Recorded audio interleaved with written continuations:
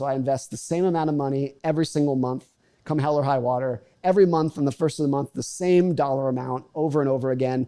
It's not based off of where I think the market's going to go next or what the economy's doing. It's just a consistent system to invest a little bit more for as long as I can and hold that for as long as I can.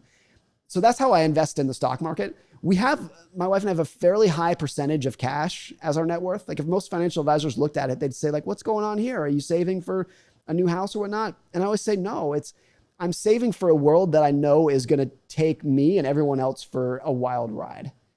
And I think most people think about risk. They only think about the risk that they can envision, that the risk that makes sense to them.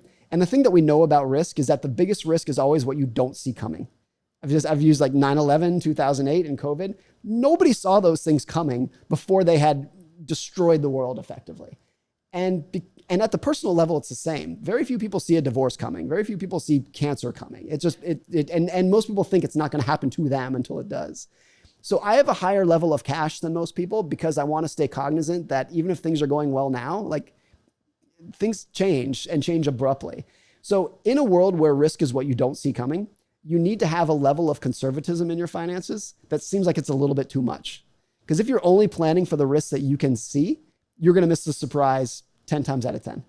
So those are my like high level finance philosophies: investing low cost, diversified for the next 50 years, and a high level of conservatism. I like to think of it as like saving like a pessimist and investing like an optimist. Yeah. I want to save my money with the idea that like, oh, the world's fragile and my career might be fragile and I want to be prepared for that so I can endure it.